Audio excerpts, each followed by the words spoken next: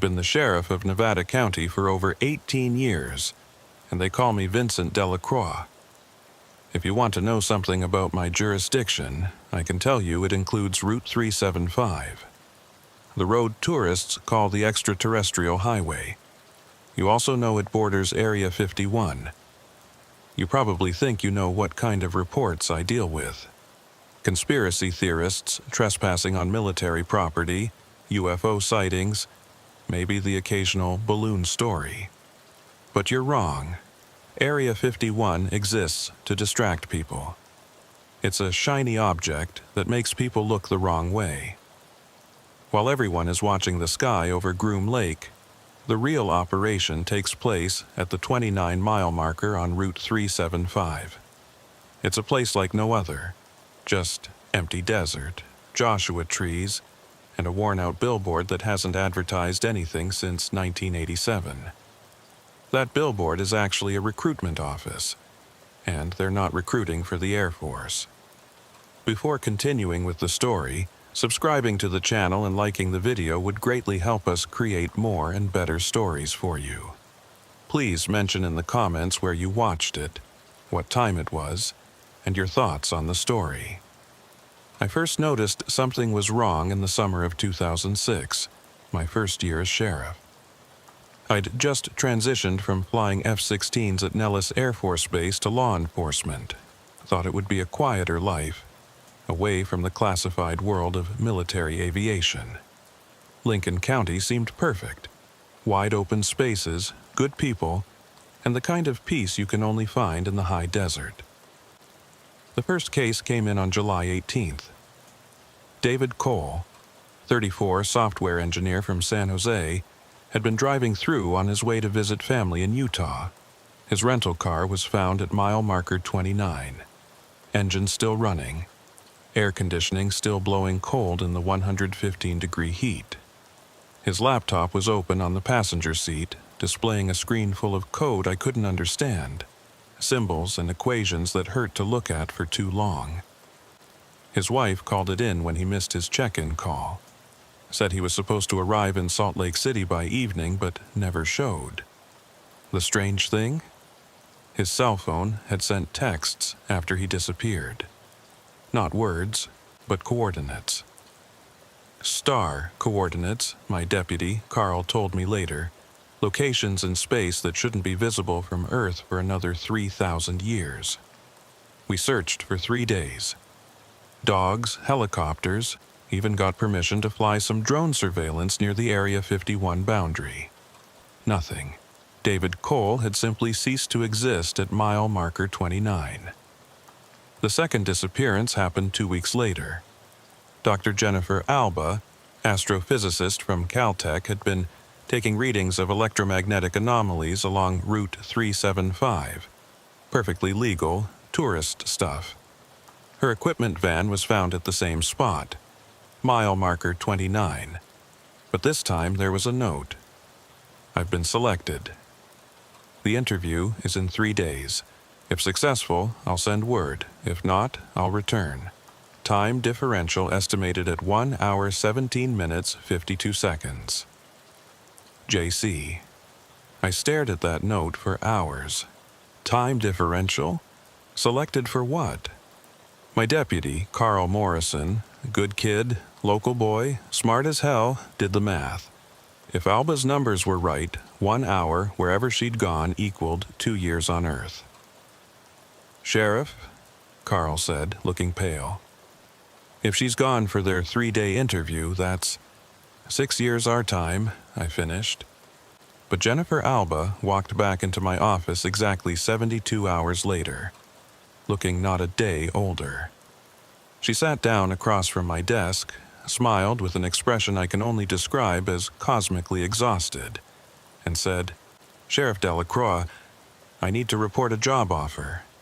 I've interviewed a lot of people in my career, suspects, witnesses, victims. But Jennifer was different. She had the 1,000-yard stare I'd seen in combat veterans, but there was something else. Her eyes occasionally tracked movement that wasn't there, as if she could see things existing in spectrums beyond human perception. They're recruiting, she said simply, have been since 1947. Not for the military, not for the government, for administration. Administration of what? I asked. She laughed, but there was no humor in it. Everything, the Galactic Civil Service. Turns out the universe is basically one massive bureaucracy, and Earth just got its provisional membership status. They need translators, cultural liaisons, legal advocates for the cosmic court, xenobiological assessors, jobs we don't even have concepts for yet. I wanted to laugh, to call psychiatric services, to do something that would make this make sense in the normal world. But I'd been sheriff long enough to know when someone was telling the truth, no matter how insane that truth might be. The billboard, she continued. It's a perception filter. Only people with certain neural patterns can see it, usually folks with high mathematical aptitude, linguistic flexibility, or what they call dimensional sensitivity. When you can see it, you're marked as a potential candidate. Then they wait for you to be alone on that stretch of road. And then what? Alien abduction? No, she said, shaking her head. Nothing so crude. You're invited for an interview. It's voluntary. They're very strict about consent protocols after the Zeta Reticuli lawsuit of 1987. The what now? She waved her hand dismissively. Long story. Point is, everyone who disappears at mile marker 29 chooses to go. The car running, the abandoned belongings, that's just the physical matter you leave behind when you transfer to their recruitment dimension. Like leaving your clothes at the beach when you go swimming. I leaned back in my chair, trying to process this. So, David Cole, probably still in orientation. They have to teach you how to perceive non-linear time before you can even understand the job descriptions. He chose a technical track, programming for systems that exist in 17 dimensions simultaneously. His training alone will take 6 months their time, which is 87 years, our time. The room spun a little. I gripped my desk to steady myself. He'll be gone for almost a century? From our perspective. From his, he'll experience 6 months. When he comes back, if he comes back, he'll have aged half a year. But everyone he knows will be dead. She paused, seeing my expression. That's why most recruits don't return. They take positions in the field offices, space stations, dimensional substations, planetary embassies. Earth is just too slow for them after that. Over the next few years, I documented every disappearance at mile marker 29. The pattern was always the same. Abandoned vehicles, impossible messages, and occasionally returns. By 2010, I had files on 43 cases. Most never came back. Those who did were changed. There was Tommy Rodriguez, a kid from Alamo, who'd been recruited as something called a probability assessor. He came back able to see every possible outcome of every action, living in a constant state of quantum superposition. He couldn't function in linear reality anymore. Last I heard, he was in a specialized facility in Switzerland, where they study people who've been dimensionally displaced. There was Sarah Mitchell, a former Marine who'd been recruited for what she called the Temporal Defense Corps. She returned with scars from battles that wouldn't happen for another 300 years, carrying weapons that looked like solid light, speaking in languages that human throats shouldn't be able to produce. The Department of Defense took her away within days of her return. I never saw her again, but the one that hit closest to home happened in 2015. My daughter Ashley had just graduated from UNLV with a degree in xenobiology, a field of study that barely existed when she started college. She'd always been brilliant, always been different, could solve complex equations in her head, spoke 7 languages fluently, and had what she called feelings about things that hadn't happened yet. She came to visit me for the 4th of July weekend. We had plans: barbecue, fireworks, maybe a drive out to see the stars away from the light pollution. But on July 3rd, she borrowed my truck to drive to Rachel for supplies. The truck came back 6 hours later, driving itself, with a note on the dashboard. "Dad, I can see it." The billboard. It's beautiful. Equations written in light. Promises in languages that don't exist yet. I have to know. I have to go. It's not goodbye, it's see you later. Time is just distance, and distance is just perspective. Ashley. I drove out to mile marker 29 that night, breaking every speed limit, running on pure adrenaline and terror.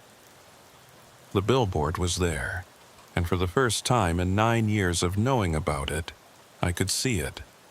It didn't look like a billboard at all. It was a door, a window, a hole in the air that showed impossible vistas, cities of crystal floating in nebulae, beings of pure thought conducting symphonies of gravity, libraries containing the history of civilizations that wouldn't evolve for millions of years, and in the center, written in letters that bypassed my eyes and wrote themselves directly onto my brain: "Help wanted, entry-level positions, available in galactic administration. Species type 0.73 civilizations welcome. Competitive benefits. Immortality optional. Apply within." I stood there for hours, part of me wanting to walk through, to follow Ashley to understand what she was experiencing. But I couldn't. Someone had to stay. Someone had to document this. Someone had to be here when, if, she came back. That was 9 years ago. Last month I got a message.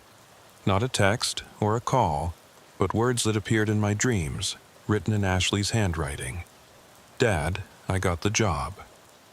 I'm a junior advocate in the Terrestrial Rights Division of the Galactic Court. I'm defending Earth's right to maintain its quantum uncertainty while we transition to Type 1 civilization status. It's been 3 weeks for me. I know it's been longer for you. I'm sorry, but Dad, you should see what's out there. You should see what we're becoming. The billboard is going to become visible to more people soon. The recruitment is about to expand. Be ready." The next morning, I checked the reports. 17 people had gone missing along Route 375 in a single night. But here's the thing. They weren't random tourists or conspiracy theorists.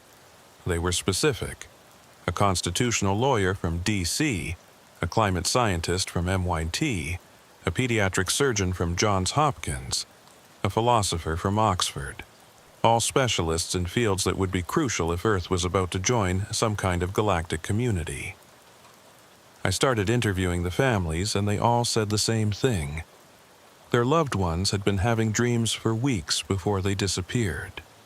Dreams of vast courtrooms where species argued over the rights to entire solar systems. Dreams of hospitals that treated diseases of consciousness itself. Dreams of universities where the curriculum included the manipulation of fundamental forces. The recruitment was becoming less subtle.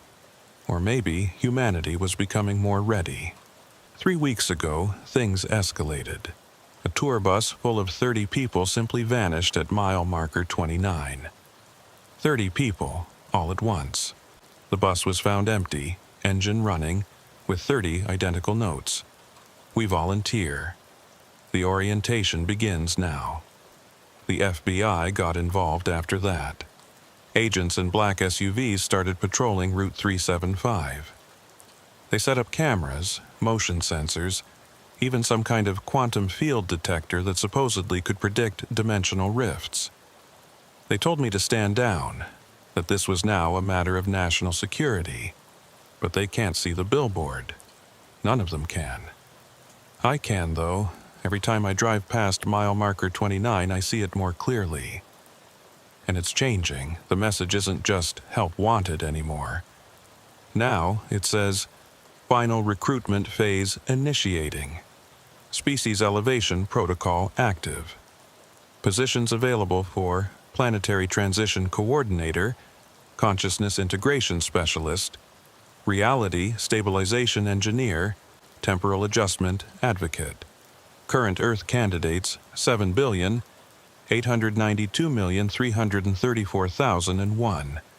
Current positions available 12 million.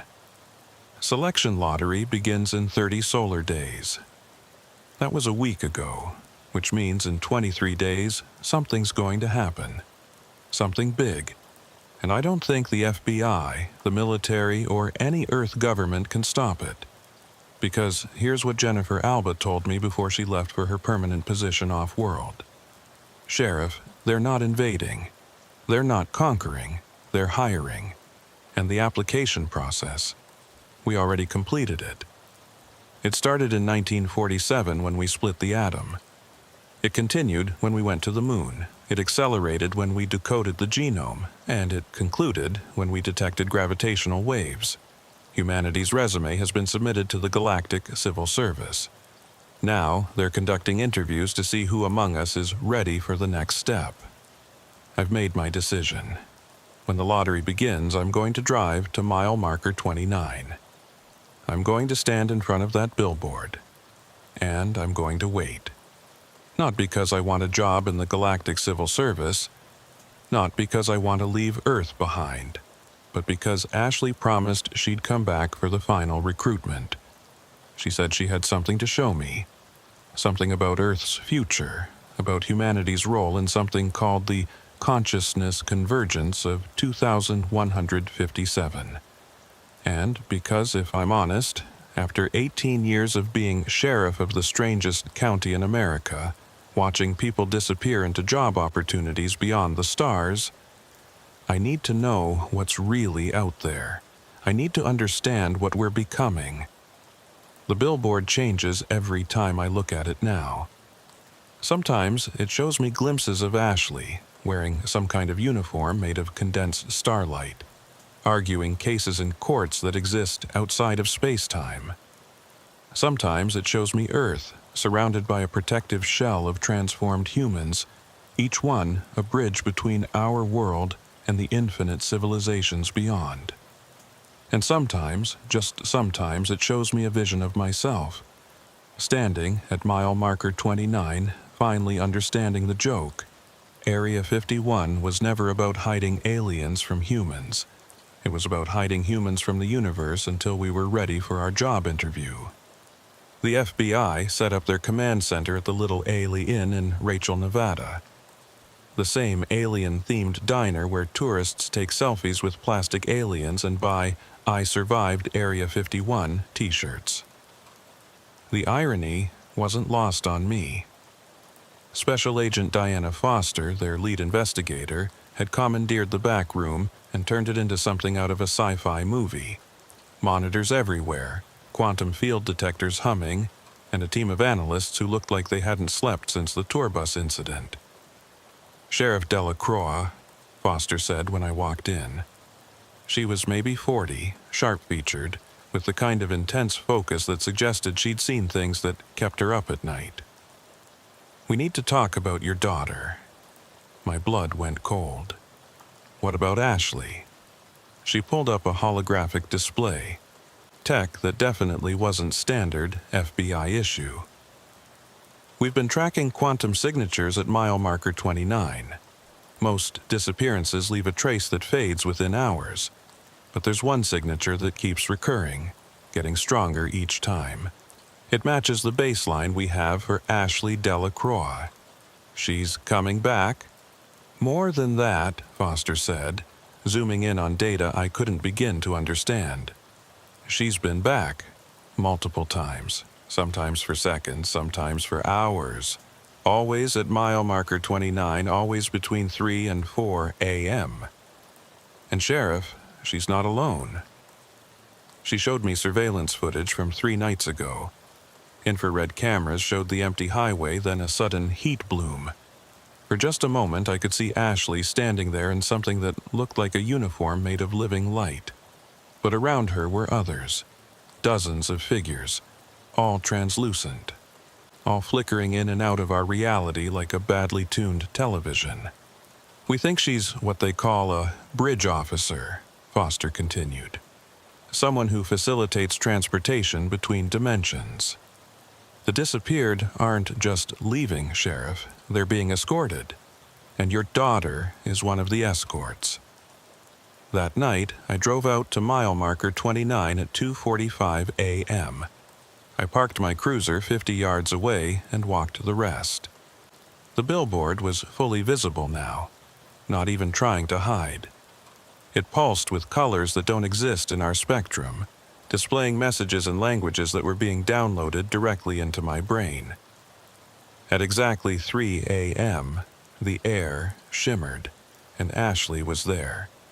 She looked exactly the same, my beautiful, brilliant daughter, except her eyes held depths that seemed to contain entire galaxies, and when she moved, reality rippled around her like water. "Hi, Dad," she said, and her voice carried harmonics that made my teeth ache. Ashley. I wanted to run to her, to hold her, but I couldn't move. The air between us was thick with something, not hostile, just different, like trying to walk through solid mathematics. "I can't stay long," she said. "Linear time isn't comfortable anymore." But I had to see you to explain what's really happening. "The recruitment is just the beginning," she finished. "Dad, Earth is at a crossroads. In 22 days, the lottery isn't random. It's going to select 12 million humans based on genetic markers, consciousness flexibility, and something called quantum empathy.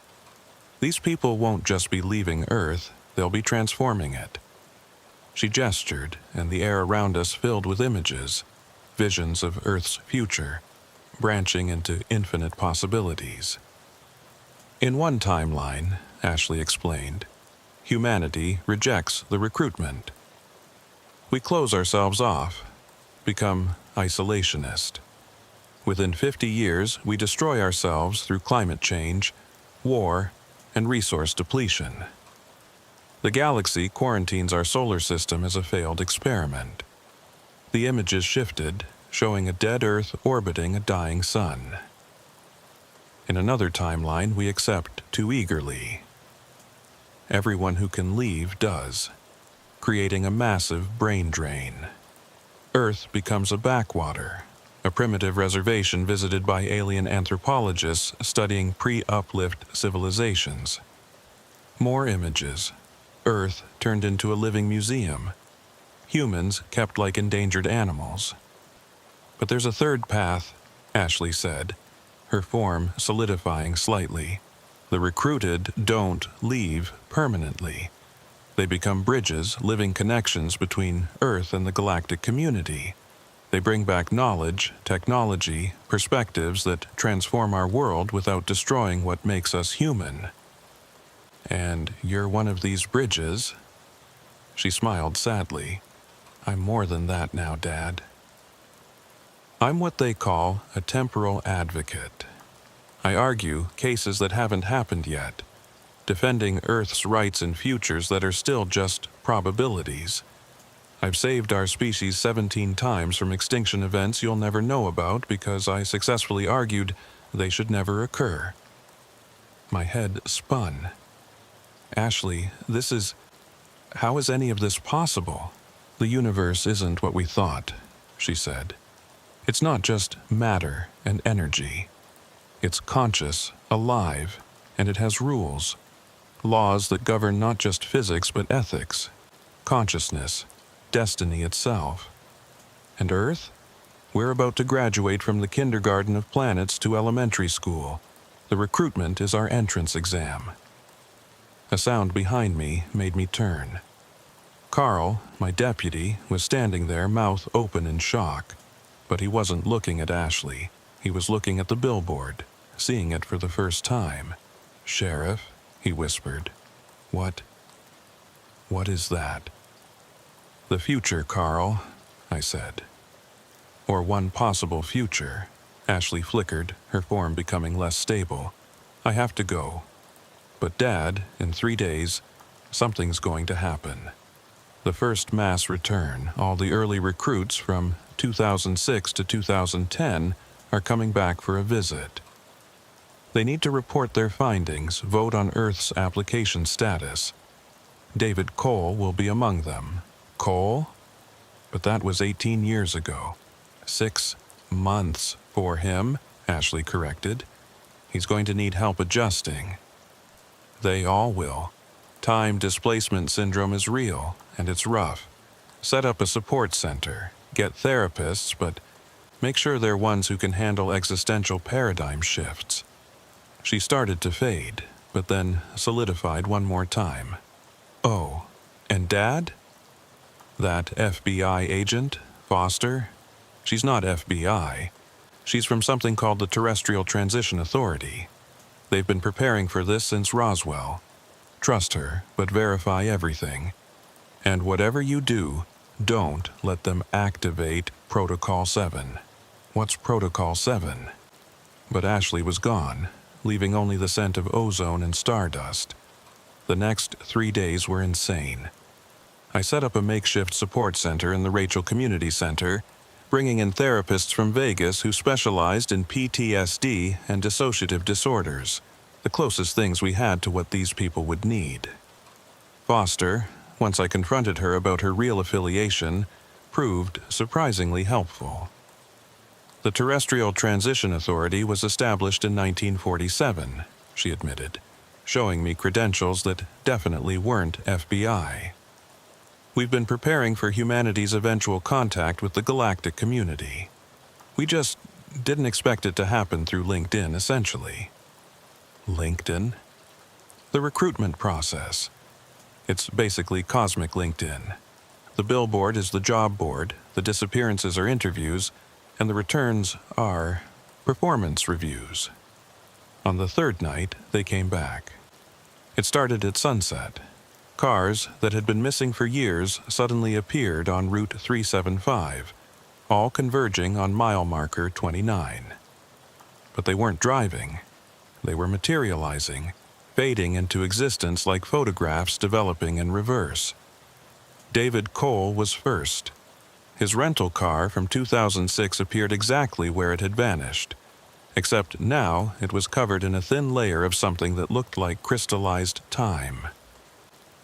David himself stepped out, looking barely older than when he'd left, but his movements were wrong. He would start to walk, then be 3 steps ahead without crossing the space between. He'd reach for something, and his hand would be there before his arm moved. Temporal desynchronization, Foster explained. His consciousness is operating at a different speed than his body. It'll take weeks to realign. David saw me and smiled, or tried to. His facial expressions kept jumping between emotions like someone channel surfing. Sheriff Delacroix, he said, his voice overlapping itself. I have so much to tell you. I've been programming reality itself.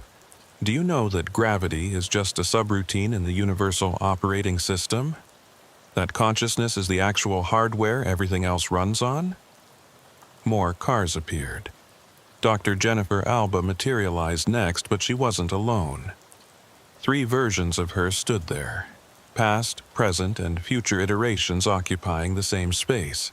Sorry, all 3 versions said in unison. Still getting used to linear existence again. Give me a moment to collapse into a single timeline. The 3 Jennifers shimmered and merged into one, though her shadow still seemed to have multiple angles. By midnight, 43 people had returned. Every single person who'd disappeared from mile marker 29 between 2006 and 2010. They stood in the desert, looking at the stars with expressions of cosmic homesickness, trying to readjust to a world that moved 1 second per second. I gathered them in the community center. The therapists looked overwhelmed, but they tried. How do you counsel someone who's been arguing cases in courts that exist outside of space-time? How do you help someone process the trauma of experiencing all possible versions of their life simultaneously? David Cole stood up to address the group. His temporal sync was getting better, though he still occasionally flickered between moments. "We need to vote," he said. "That's why we're back. Earth's probationary period is ending. The Galactic Civil Service needs to know. Should humanity be offered full membership, partial membership, or should we remain in quarantine? What happens with each option?" I asked. Jennifer Alba answered, her multiple shadows gesturing in different directions. Full membership means immediate access to galactic technology, medicine, and knowledge. But it also means immediate responsibility. Earth becomes a functioning member of a community that spans millions of worlds. We'd have to contribute, follow galactic law, participate in the common defense. "Partial membership?" someone asked. "We keep our sovereignty," Tommy Rodriguez said. He was there too, still seeing every possible outcome of every word. "Limited tech transfer, gradual integration over centuries instead of decades. Safer, but slower. Some problems we could solve immediately would take generations. And quarantine?" The room went quiet. Finally, Sarah Mitchell spoke. She still carried her weapons made of solid light. Still had scars from future wars. "Quarantine means we failed the test. Earth gets isolated. No contact, no help, no second chances. The recruitment stops, the billboard disappears, and humanity is left to either evolve on its own or—" She didn't finish, but we all understood. The debate went on for hours. These people had seen the galaxy, experienced civilizations beyond imagination, and now they had to decide Earth's fate. The weight of it was crushing. "I need to abstain," David finally said. "I've been gone too long. 18 years. Everyone I knew has moved on. My parents died, my girlfriend married someone else and has 3 kids. I'm not qualified to vote for a world I no longer belong to." Others disagreed. They'd gained perspective, they argued. They'd seen what Earth could become, the potential we had. But they'd also seen the dangers, species that had destroyed themselves reaching for power they couldn't handle. Civilizations that had lost their identity in the vast cosmic melting pot. Foster, or whatever her real name was, monitored everything, occasionally speaking into a communicator that seemed to transmit directly to wherever the Terrestrial Transition Authority was based. "The galactic observers are getting impatient," she reported. "They need a decision within 72 hours. What about the lottery?" I asked. "The 12 million positions." "That depends on the vote," Jennifer explained. "Full membership means all 12 million positions open immediately. Mandatory recruitment to fill essential roles. Partial membership means voluntary recruitment of only 1 million, spread over a decade. Quarantine means nobody." As the sun rose, painting the desert in shades of gold and pink, the returned recruits were still debating. But something else was happening. People were arriving from all over, families of the disappeared, government officials, media who'd somehow gotten word. The community center was surrounded by news vans, military vehicles, and crowds of people desperate to understand what was happening. And above it all, the billboard at mile marker 29 was now visible to everyone. The message had changed again. Species decision pending. Temporal countdown, 71:42:16. Current consciousness expansion rate, 47.3%. Minimum required for full membership, 51%. Stand by for final evaluation. Ashley appeared beside me, not physically, but as a projection only I could see. "It's not really their vote that matters," she whispered. "It's humanity's. Every person who sees the billboard, who accepts the reality of what's happening, who opens their mind to the possibility, They're voting. The recruits are just the formal representatives, but the real decision is being made by the collective human consciousness. So what do? You tell the truth, Dad. You share this story. Every person who hears it, who believes it, who accepts that we're not alone, and that we're being offered a chance to join something greater, they shift the percentage. We need just 3.7% more of humanity to achieve consciousness expansion, to accept the new paradigm. She faded, but her words remained.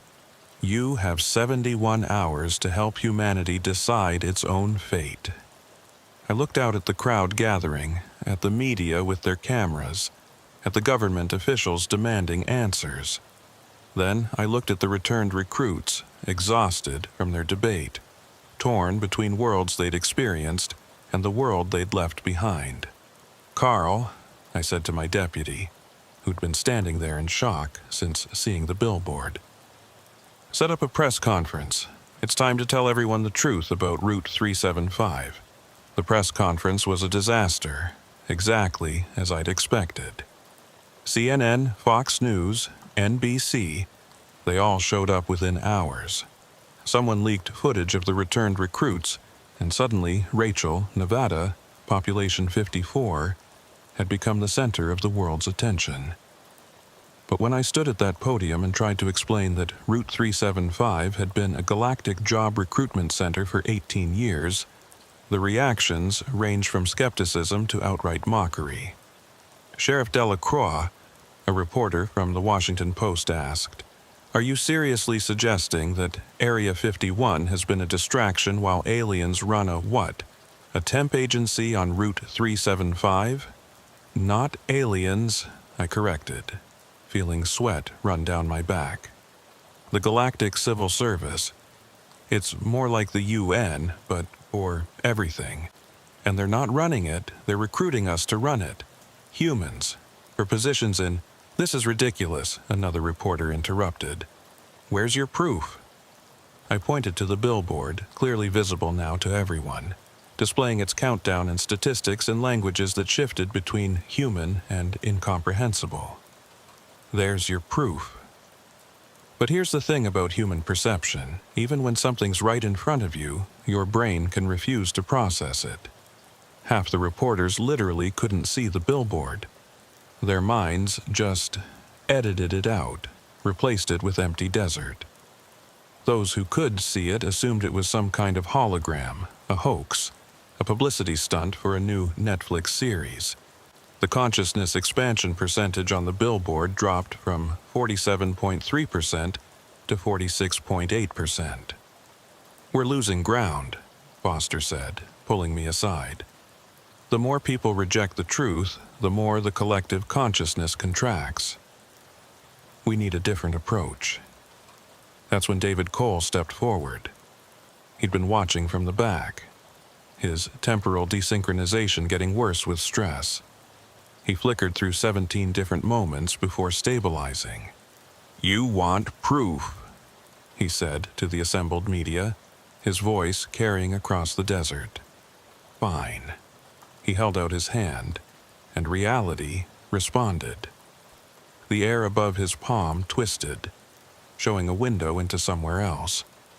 Through it, we could see a massive structure floating in space, not just a space station, but something that looked like a city-sized crystalline spider web, with nodes of light pulsing through it like neurons. "That's Coordination Station 7, David said. "It's located in what you'd call the Andromeda Galaxy, except it exists in 11 dimensions simultaneously. I spent 6 months there learning to program reality subroutines. Want to see my office?" The view shifted, showing a workspace that hurt to look at.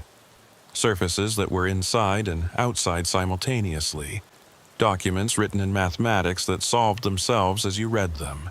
Coworkers who existed as probability clouds until observed. "This is what I've been doing," David continued. "Writing code that helps newly contacted species integrate with galactic networks." "Earth's internet?" I've been building its connection to the cosmic web. Every Wi-Fi router on the planet is already compatible. You just don't have the password yet." The media was silent, cameras rolling, the world watching. Jennifer Alba joined him, her multiple shadows creating a disorienting effect on camera. "I've been working in xenological medicine," she said, "learning to treat diseases that affect consciousness itself, studying healing techniques from species that exist as pure energy. Want to know something interesting? Cancer isn't random. It's your cells trying to evolve independently. We could cure it tomorrow with what I've learned, but only if Earth accepts membership." One by one, the returned recruits stepped forward, sharing their experiences. Tommy Rodriguez demonstrated his probability sight, accurately predicting the next 17 questions before they were asked. Sarah Mitchell showed her weapons, not threatening, just proving they existed. These impossible constructs of solid light that responded to thought. The consciousness expansion percentage began to climb. 47.1%, 47.5%, 48%. But then the military arrived. Not just the local National Guard, but something else. Black helicopters without insignia, vehicles that moved too quietly, soldiers in armor that seemed to bend light around it. They surrounded the community center, and a general I'd never seen before walked in. General Patricia Hayes, according to her uniform, though something about her seemed off. "This ends now," she announced. "By order of the Terrestrial Defense Command, all returned personnel are to be detained for debriefing. All media is to surrender their equipment. This area is now under martial law." "You can't do this," I protested. "These people haven't committed any crimes." The press conference was a disaster, exactly as I'd expected. CNN, Fox News, NBC, they all showed up within hours. Someone leaked footage of the returned recruits, and suddenly Rachel, Nevada, population 54, had become the center of the world's attention. But when I stood at that podium and tried to explain that Route 375 had been a galactic job recruitment center for 18 years, the reactions ranged from skepticism to outright mockery. Sheriff Delacroix, a reporter from the Washington Post, asked, "Are you seriously suggesting that Area 51 has been a distraction while aliens run a what? A temp agency on Route 375? "Not aliens," I corrected, feeling sweat run down my back. "The Galactic Civil Service. It's more like the UN, but for everything. And they're not running it, they're recruiting us to run it. Humans. For positions in—" "This is ridiculous," another reporter interrupted.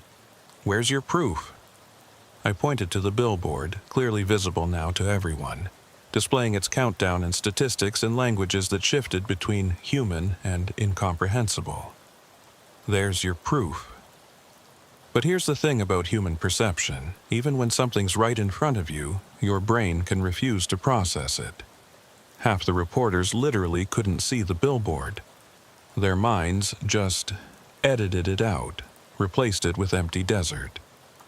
Those who could see it assumed it was some kind of hologram, a hoax, a publicity stunt for a new Netflix series. The consciousness expansion percentage on the billboard dropped from 47.3% to 46.8%. "We're losing ground," Foster said, pulling me aside. "The more people reject the truth, the more the collective consciousness contracts. We need a different approach." That's when David Cole stepped forward. He'd been watching from the back, his temporal desynchronization getting worse with stress. He flickered through 17 different moments before stabilizing. "You want proof," he said to the assembled media, his voice carrying across the desert. "Fine." He held out his hand, and reality responded.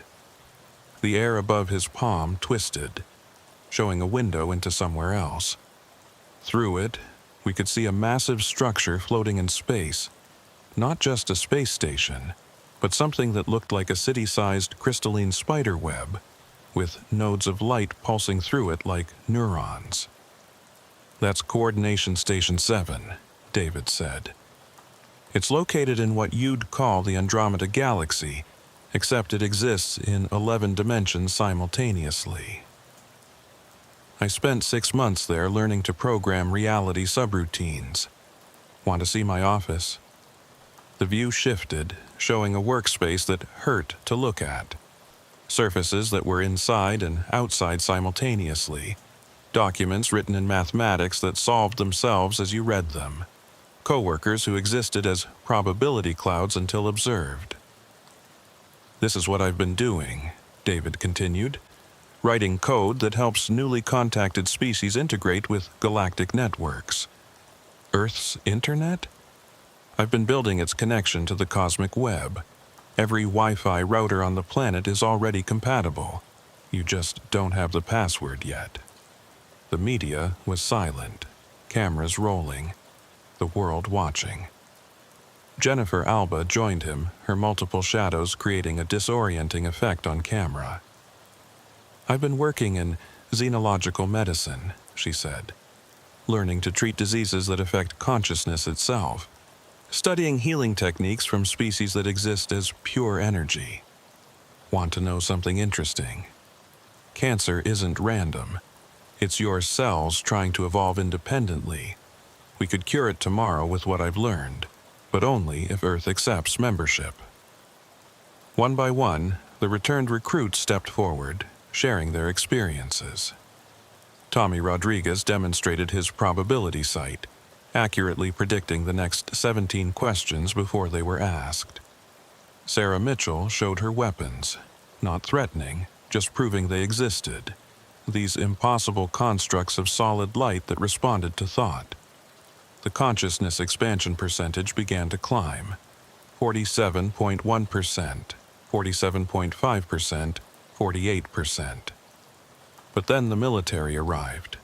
Not just the local National Guard, but something else. Black helicopters without insignia, vehicles that moved too quietly, soldiers in armor that seemed to bend light around it. They surrounded the community center, and a general I'd never seen before walked in. General Patricia Hayes, according to her uniform, though something about her seemed off.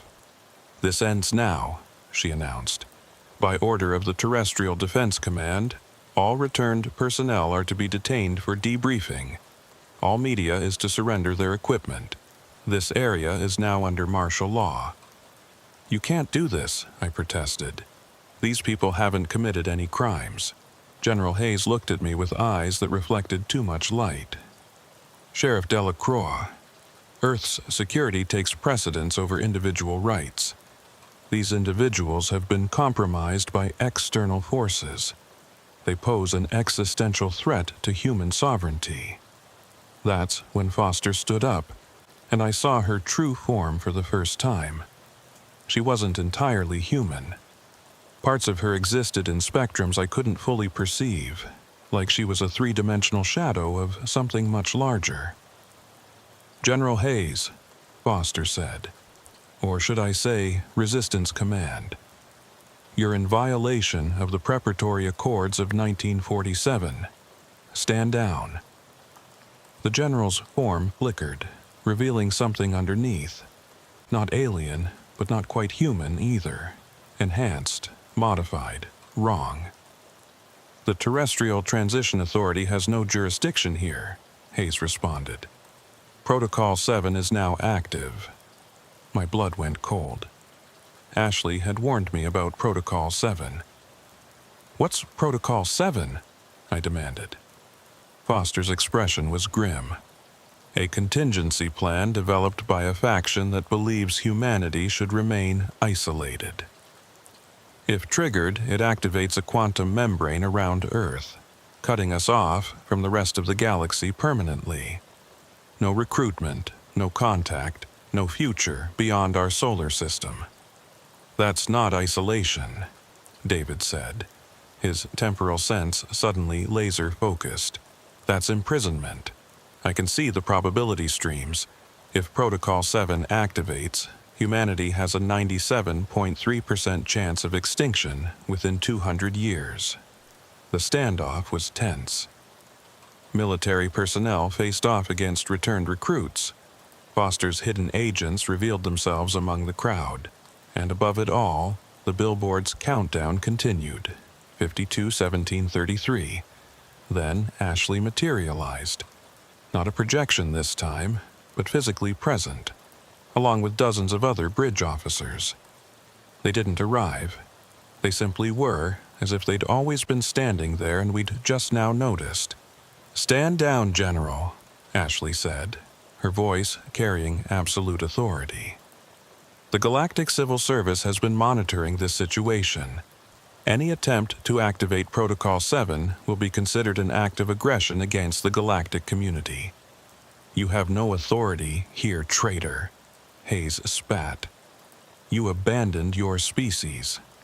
"I expanded my definition of species," Ashley corrected, "and I'm not alone." The air shimmered, and suddenly the desert was full of people. Thousands of them, all appearing at once. Every person who'd been recruited from Earth over the past 18 years, all returning simultaneously.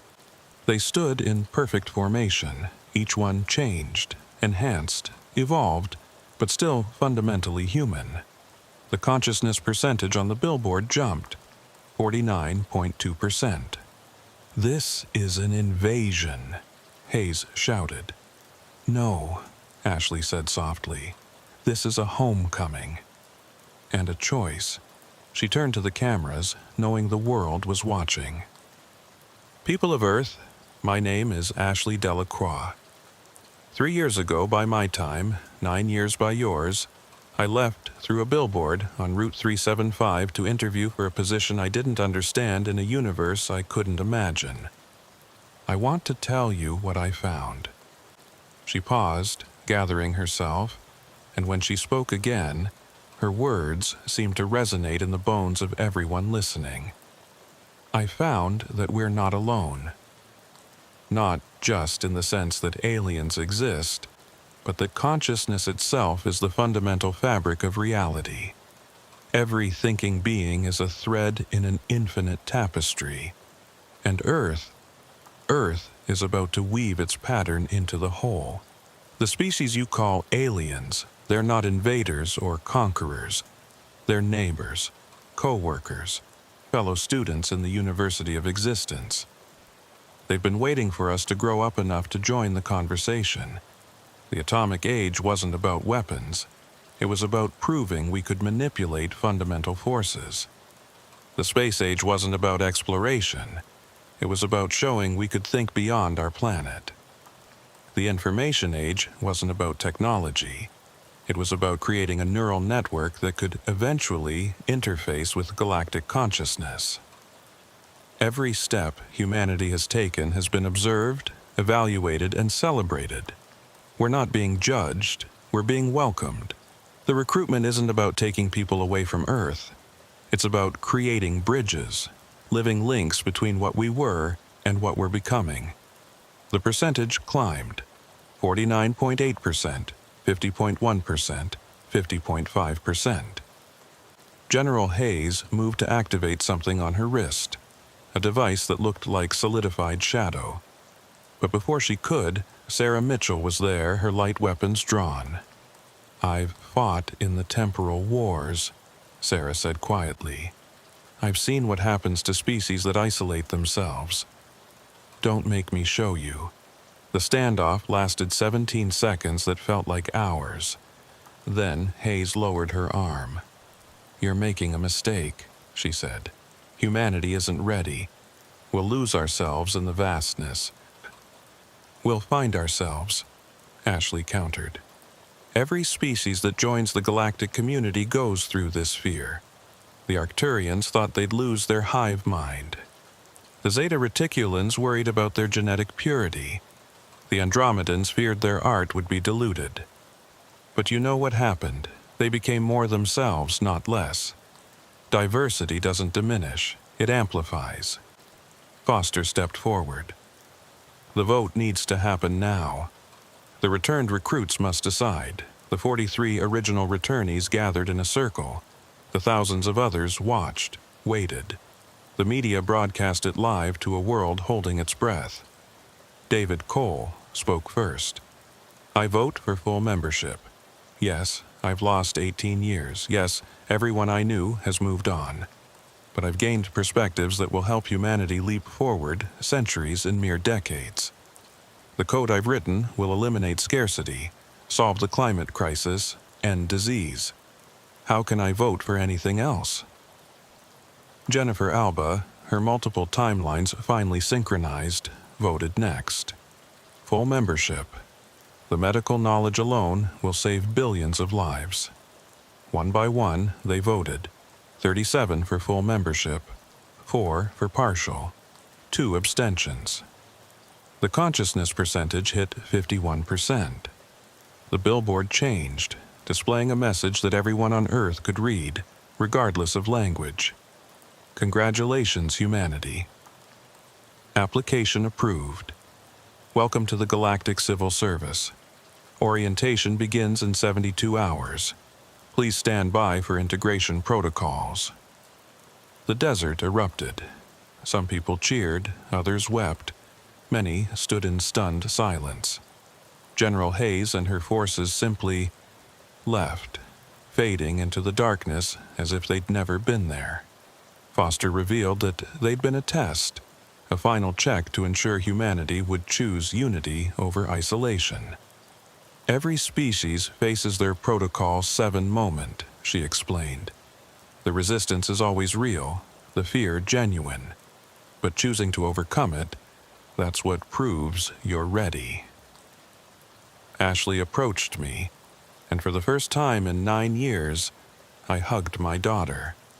She felt solid, real, but also somehow more than she'd been, as if she existed more fully, more completely than before. So, what happens now? I asked. Now? She smiled, and I saw the universe in her eyes. Now the real work begins. 12 million humans are about to be offered positions throughout the galaxy. Earth will receive technologies that will seem like magic. We'll have embassies on worlds we haven't even discovered yet. And Route 375? It's about to become the busiest highway on Earth. She pointed to the billboard, which was now cycling through job postings. Wanted, xenobiologist for Centauri Prime. Starting salary, 500,000 galactic credits plus consciousness expansion benefits. Seeking, cultural translator for the Vegan Poetry Symposium. Must appreciate non-linear narrative structures. Opening, reality programmer for the Jupiter Station Reality Hub. Experience with quantum JavaScript preferred. Earth Deputy Representative for Galactic Senate. Must be comfortable with time dilation and multidimensional debate. The world would never be the same. But as I stood there in the Nevada desert, surrounded by evolved humans, government agents who weren't entirely human, and media trying to explain the impossible to a watching world, I realized something. We'd always been heading here. Every step humanity had taken, from the first time we looked at the stars and wondered, to the moment we split the atom, to the day we detected gravitational waves. It had all been leading to this moment. The interview was over. Humanity had gotten the job. Now we had to figure out what to do with it. 6 months have passed since humanity joined the Galactic Civil Service. If you're watching this from anywhere on Earth, or off it, you know that everything has changed. But I'm still here, still Sheriff of Lincoln County, Nevada, though my jurisdiction has expanded in ways I never imagined. Route 375 is unrecognizable now. What was once a lonely stretch of desert highway has become the port of Earth, the primary transit point between our world and the rest of the galaxy. The billboard at mile marker 29 has been replaced by a structure that exists in 17 dimensions simultaneously. From our perspective, it looks like a massive arch made of crystallized light, constantly shifting between states of matter that shouldn't exist. The little Elin is still there, but now it serves coffee to beings from 70 different star systems. The owner, Pat, takes it all in stride. "Customer's a customer," she says, pouring something that might be coffee into a cup that exists in non-Euclidean space for a regular from Proxima Centauri. But I'm getting ahead of myself. Let me tell you what happened in those first 72 hours after the vote. The integration started immediately. Every electronic device on Earth, phones, computers, tablets, even smart toasters, suddenly displayed the same message. Galactic Civil Service. Aptitude assessment available. Participation voluntary. Time to complete 17 minutes. Career opportunities infinite. 7 billion people took the test. It wasn't what anyone expected. No math problems or logic puzzles. Instead, it was a series of scenarios. How would you mediate between two species who experience time differently? If consciousness could be copied, would the copy have the same rights as the original? Can mathematics feel pain? Should it be able to? The test adapted to each person, finding their unique capabilities, their potential contributions to a galactic community. My neighbor's 8-year-old daughter scored off the charts in something called intuitive dimensional navigation. My deputy, Carl, turned out to have a rare talent for quantum empathy, the ability to emotionally connect across species barriers. 12 million people received job offers. Not all at once. That would have collapsed Earth's infrastructure. Instead, they were staggered over 6 months. Each recruitment carefully planned to minimize disruption while maximizing benefit. Ashley became Earth's first planetary integration coordinator, essentially our species' HR representative to the galaxy. She worked 18-hour days, adjusted for temporal dilation, setting up systems, establishing protocols, making sure humans weren't exploited or overwhelmed by the sudden expansion of our universe. The biggest challenge, she told me during one of her brief visits, isn't the technology or the culture shock. It's identity. When you realize you're one species among millions, that your planet is a grain of sand on an infinite beach, how do you maintain a sense of self? How does humanity stay human while becoming something more? The answer came from an unexpected source: the Resistance. General Hayes and her Protocol 7 faction didn't disappear. They went underground, but not to fight. They became something else: the Humanity Preservation Society, dedicated not to isolation but to maintaining Earth culture as we integrated. They established museums of pre-contact Earth, archived everything from Shakespeare to TikTok videos, created cultural education programs for young humans who might grow up thinking interdimensional travel was normal. We were wrong about isolation, Hayes admitted to me when we met 3 months after the vote. She looked different, still enhanced, but the wrongness was gone, replaced by something that felt more integrated. But we were right about the danger of losing ourselves. So we've pivoted. Instead of keeping the galaxy out, we're making sure Earth's voice doesn't get lost in the cosmic chorus. The changes were everywhere. Hospitals received medical technology that made cancer as treatable as a common cold. Energy problems vanished overnight with the introduction of zero-point generators the size of shoeboxes. Climate change reversed so quickly that scientists had to invent new models to explain the recovery. But it wasn't all smooth sailing. The first major crisis came when the Vegan Trade Consortium tried to buy the Amazon rainforest.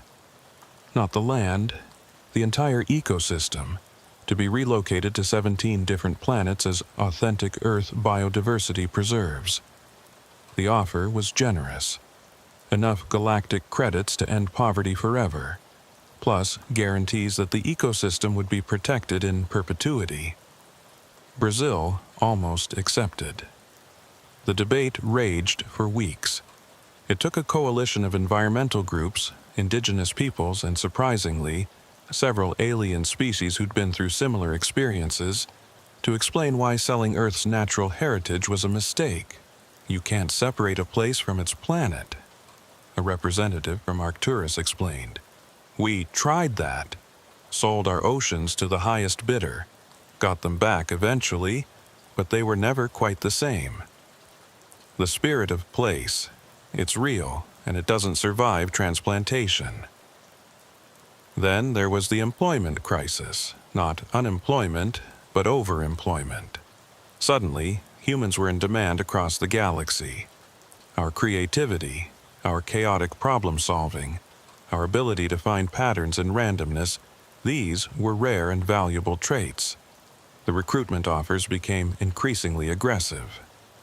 The Andromedan Science Collective wanted 10,000 human researchers.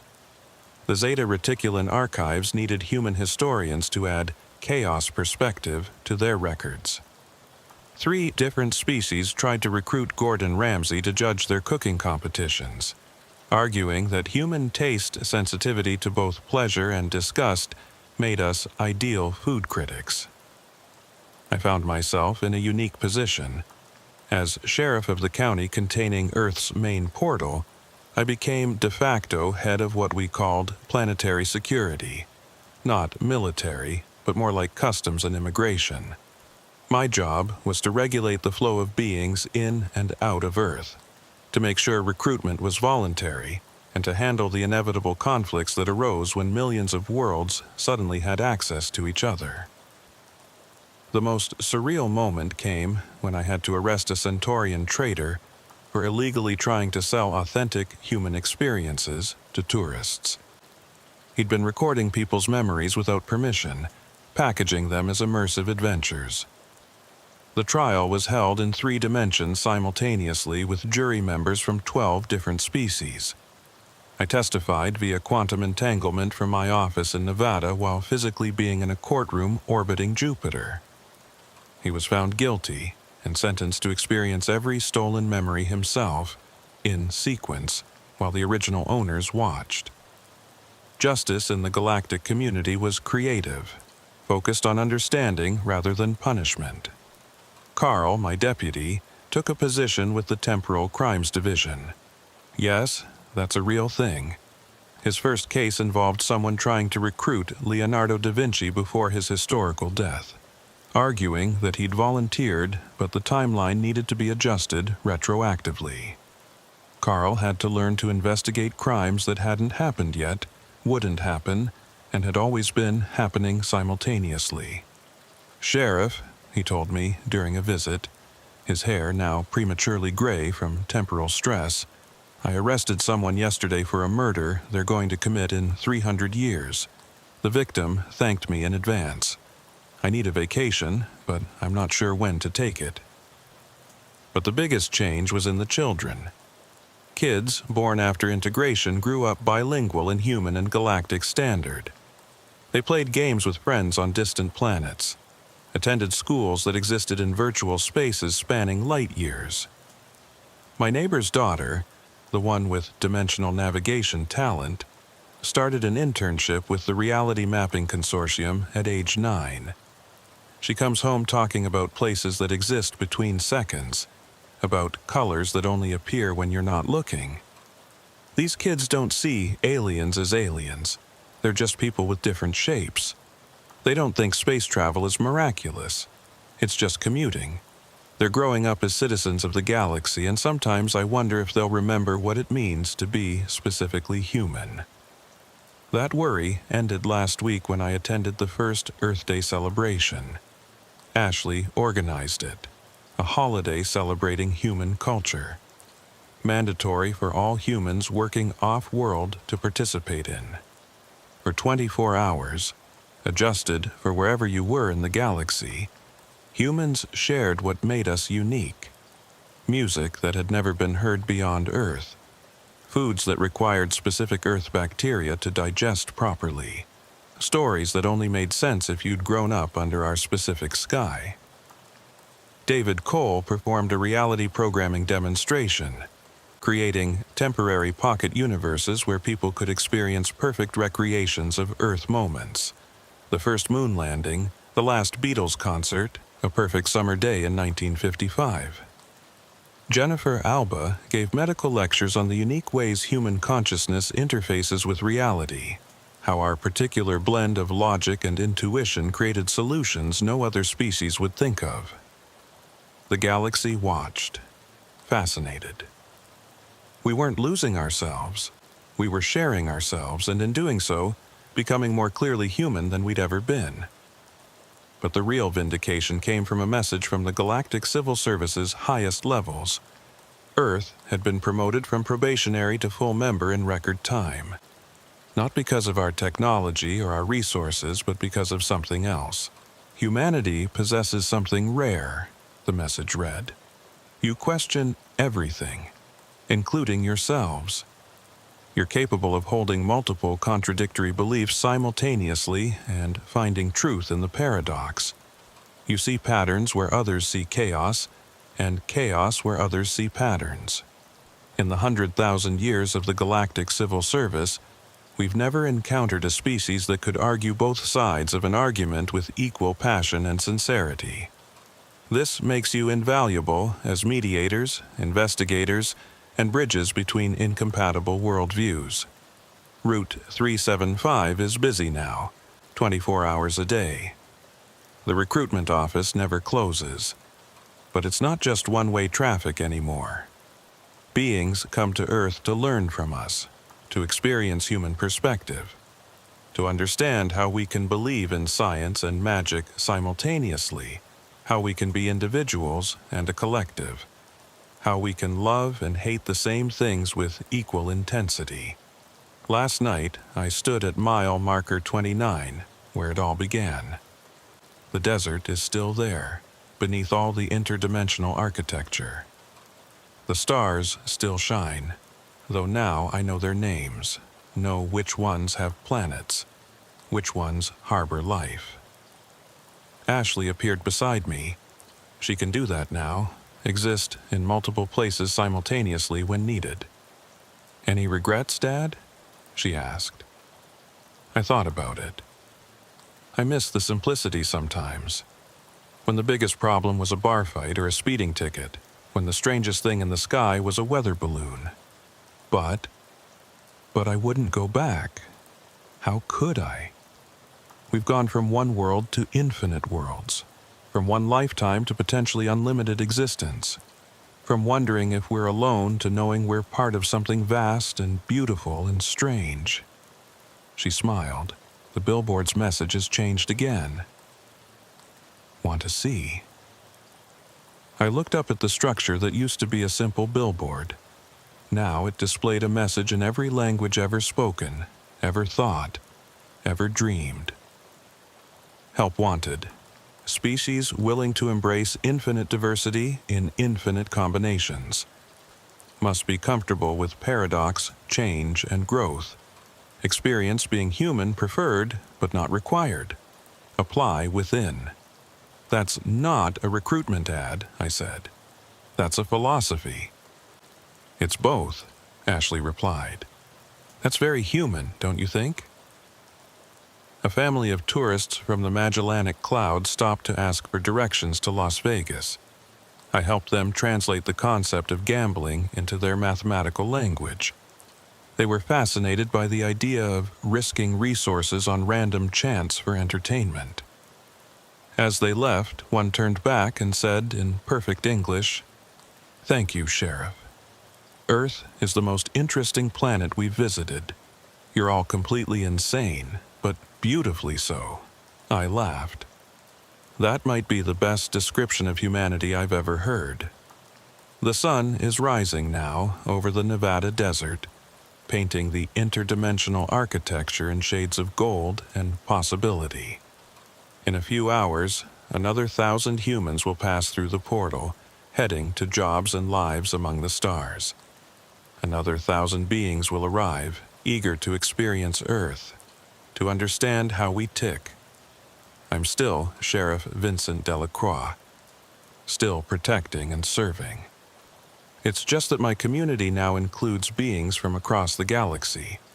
My jurisdiction extends through multiple dimensions, and my daily reports include citations for illegal temporal manipulation and unlicensed reality adjustment. Carl just called. There's a situation at the portal, a group of Arcturian teenagers joyriding in a borrowed space-time vehicle, and they've accidentally created a temporal loop at the In-N-Out Burger in Las Vegas. Every customer has been ordering the same meal for the last 6 hours without realizing it. Just another day in post-integration Nevada. But here's the thing I've learned. Whether you're dealing with a drunk driver or a multidimensional entity violating causality, the job is essentially the same. Keep the peace. Protect the innocent. Serve the community.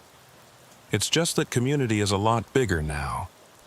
If you're watching this from Earth, wondering if you should take the aptitude test, if you should apply for that job on Proxima Centauri or that research position in the Andromedan think clouds, let me tell you something. The universe is vast and strange and sometimes terrifying. But it's also full of wonder, of possibility, of connections you can't imagine until you make them.